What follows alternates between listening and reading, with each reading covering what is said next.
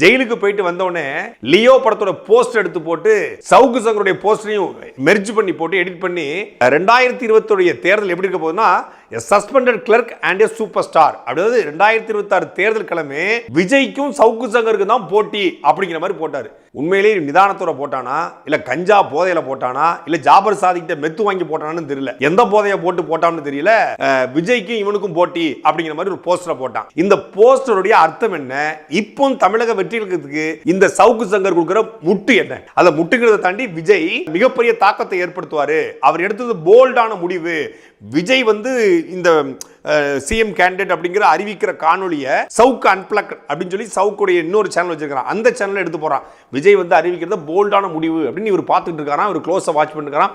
சந்திராயன் ஏவும்போது இந்த விஞ்ஞானிகள்லாம் பார்ப்பாங்கல்ல, அது மாதிரி விஜய் அறிவிக்கிறது இவர் அந்த போதக்காரன் லியோ இது எல்லாரும் உட்காந்து பார்த்துக்கிட்டு இருக்காங்க. இதுல என்ன பெரிய கொடுமை அப்படின்னா, அதுக்கு பிறகு இவர் வந்து விஜய் ஸ்லாகித்து பேசுறான். போன மாசம் தான் விஜய் நிக்கிற தொகுதியை தவிர வேற எந்த தொகுதியிலும் வெற்றி பெற முடியாது, விஜய் கட்சியில வேற யாருமே உருப்படியான ஆட்கள் கிடையாது அப்படின்னு கழுவி ஊத்துறான். இந்த பசங்களை வச்சுக்கிட்டா தமிழ்நாட்டுக்கு சிஎம் விஜய் ஆசைப்படுறாரு.